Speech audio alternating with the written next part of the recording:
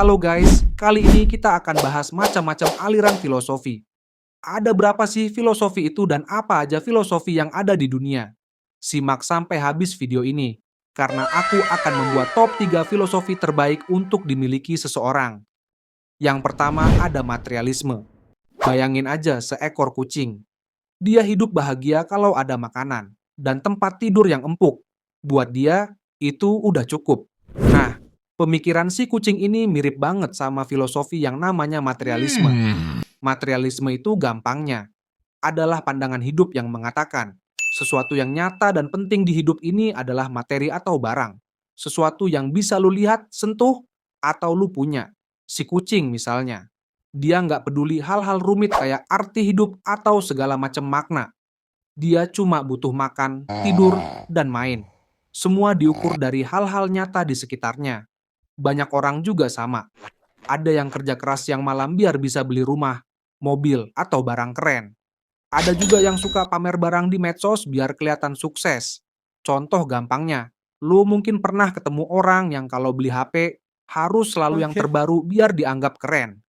Atau ada juga yang kalau lagi kumpul, ukur kesuksesan orang dari seberapa mahal jam tangan atau seberapa mewah mobilnya. Tapi materialisme ini juga punya sisi baiknya. Materialisme bikin orang realistis. Kalau lapar ya tinggal makan. Kalau capek ya istirahat. Kalau nggak punya uang ya tinggal cari kerja. Praktis dan simple. Tapi ada sisi kurangnya juga. Kalau semuanya cuma diukur dari barang, hidup bisa berasa kosong. Kesimpulannya, materialisme ngajarin kita untuk fokus ke hal-hal nyata.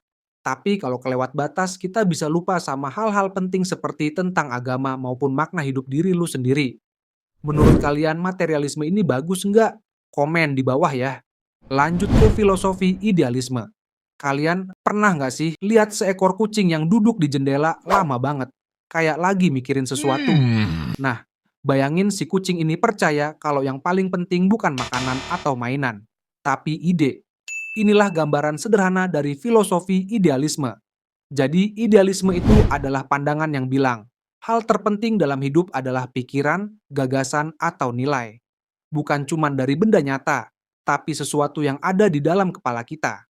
Si kucing contohnya, dia selalu punya sedikit makanan, tapi kalau dalam pikirannya dia merasa cukup, dia tetap tenang dan nggak ngerasa kekurangan.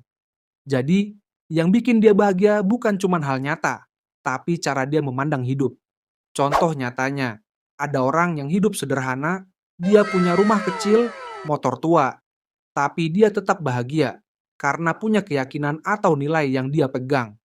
Contoh nyatanya lagi, ada orang yang mau jadi guru karena percaya pendidikan bisa mengubah masa depan, padahal dia tahu gajinya guru itu nggak besar. Ada sisi positifnya dari idealisme. Dengan mempunyai pandangan idealisme, kita jadi punya arah, kita bisa bertahan karena ada gagasan yang lebih besar daripada sekadar uang, itu adalah kekuatan idealisme. Tapi ada sisi kurangnya juga. Kadang orang terlalu terjebak di dunia ide, hingga lupa kenyataan butuh uang. Kesimpulannya, idealisme ngajarin kita bahwa pikiran dan gagasan bisa lebih kuat daripada sekadar barang. Kalian suka nggak nih dengan idealisme? Lanjut lagi ke filosofi humanisme. Kalian bayangin aja ada seekor kucing yang nggak cuma mikirin dirinya sendiri, tapi si kucing juga suka nemenin kucing lain di rumah. Bikin kucing lain merasa tenang di dekat dia. Nah, tindakan yang dilakukan si kucing ini mirip sama filosofi humanisme. Jadi humanisme itu adalah pandangan yang mengatakan, dalam hidup yang paling penting adalah manusia itu sendiri ataupun harga diri, kebebasan, dan hubungan antar manusia. Contoh nyatanya gini, banyak orang yang kerja keras bukan cuma buat kaya, tapi supaya bisa bikin keluarga bahagia. Ada juga yang rela bantu orang lain walau nggak dapat apa-apa, karena percaya setiap manusia punya nilai dan layak dihargai. Dan juga humanisme juga punya sisi positif, yaitu kita jadi lebih peduli terhadap orang lain dan membuat kita nggak egois. Tapi ada sisi kurangnya juga. Kalau terlalu menekankan manusia pusat segalanya, kita bisa lupa sama hal-hal lain kayak alam atau Tuhan. Padahal, hidup nggak cuma tentang manusia doang. Kesimpulannya, humanisme itu ngajarin kita buat menghargai manusia dan hubungan. Bahagia itu nggak cuma soal punya barang atau ide, tapi juga saat kita bisa berbagi dan peduli ke orang lain.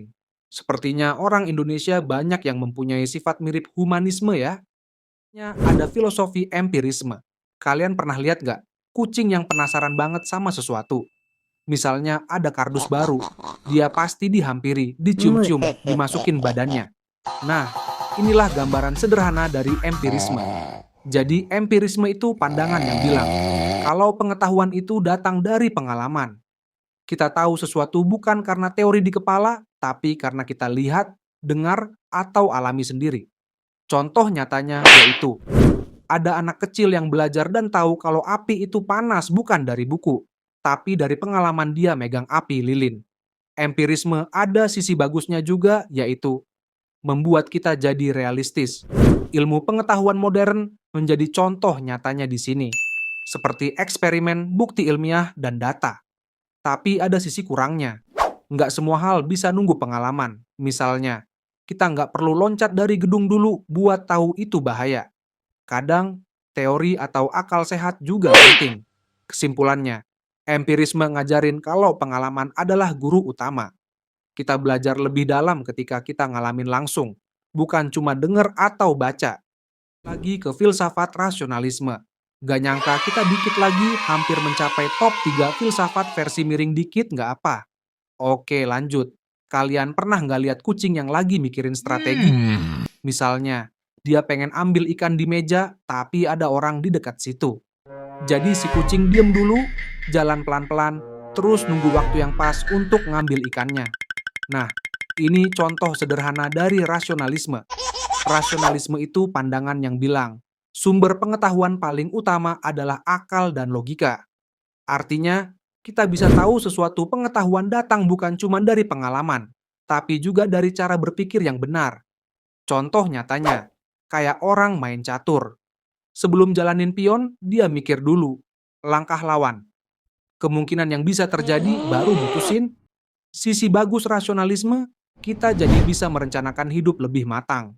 Misalnya, orang bisa ngitung untung rugi sebelum buka usaha, atau mikir dampak jangka panjang sebelum ambil keputusan.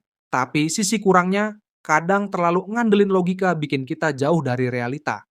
Karena nggak semua hal bisa dijelaskan dengan akal.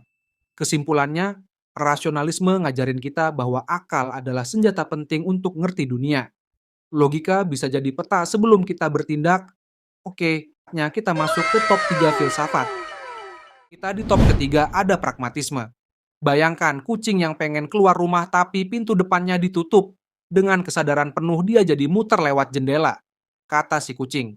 Yang penting tujuannya tercapai, walaupun jalannya bisa beda-beda. Nah, jadi itu gambaran sederhana dari pragmatisme. Pragmatisme itu pandangan yang bilang, sesuatu dianggap benar kalau itu bermanfaat dan berhasil dipraktikkan. Jadi fokusnya bukan teori atau prinsip kaku, tapi hasil nyata. Si kucing tadi jelas contoh paling gampang. Si kucing mau lewat pintu atau jendela, nggak masalah. Yang penting dia bisa keluar. Contoh nyatanya, misalnya di sekolah, ada murid yang belajar dengan cara bikin catatan rapi. Ada juga yang cuma nonton video YouTube.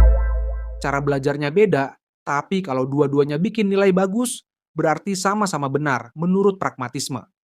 Pragmatisme punya sisi bagus, yaitu hidup jadi lebih fleksibel. Dan kita nggak kaku sama aturan atau teori, yang penting ada manfaatnya. Tapi sisi kurangnya, kalau terlalu pragmatis, orang bisa jadi gampang ngorbanin prinsip-prinsip penting, karena yang dikejar cuman hasil. Kesimpulannya, pragmatisme ngajarin kita buat fokus pada yang praktis dan bermanfaat. Cara boleh beda, asal tujuannya tercapai. Kedua, ada eksistensialisme. Bayangkan kalian lihat kucing yang suka nyendiri di pojokan rumah, dia kayak mikirin hidupnya sendiri, seolah dia nanya, aku ini sebenarnya siapa ya? Nah, itu mirip banget sama inti dari eksistensialisme. Eksistensialisme itu pandangan yang bilang, hidup ini nggak punya makna otomatis. Kitalah yang harus bikin makna itu lewat pilihan dan tindakan kita sendiri. Si kucing yang nyendiri tadi bisa jadi dia mikir, mau jadi kucing yang manja sama orang, atau kucing yang bebas keluyuran. Apapun pilihannya, itu yang bikin dia merasa ada. Contoh nyatanya, ada orang yang galau soal kerjaan. Dia ngerasa kantornya bikin stres, tapi kalau keluar takut nggak punya penghasilan. Nah, eksistensialisme ngajarin Lo bebas milih, tapi tanggung jawab ada di lo juga. Pilihan itu yang bikin hidup lo punya makna. Sisi bagusnya, kita jadi sadar kalau hidup bukan cuma ikut arus. Kita bisa tentuin jalan kita sendiri. Tapi sisi beratnya, kebebasan itu bikin kita juga harus siap nanggung resikonya.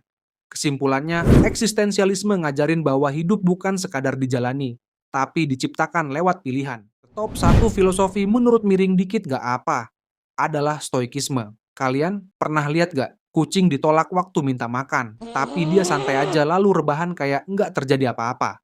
Nah, itu mirip banget sama filosofi stoikisme. Stoikisme itu ajaran buat tetap tenang dan kuat menghadapi hal-hal yang nggak bisa kita kontrol. Intinya, bedain mana yang bisa kita atur, mana yang enggak. Contohnya si kucing tadi. Dia nggak bisa maksa orang buat ngasih makan tiap saat. Yang bisa dia kontrol cuman sikapnya, mau tetap sabar atau ngamuk. Dengan nyantai, dia nggak buang energi sia-sia. Contoh nyatanya, ketika lu macet di jalan, marah-marahnya nggak bakal bikin jalanan itu lancar. Yang bisa lu kontrol cuman respon lu, mau kesal sepanjang jalan atau sabar dan terima apa adanya.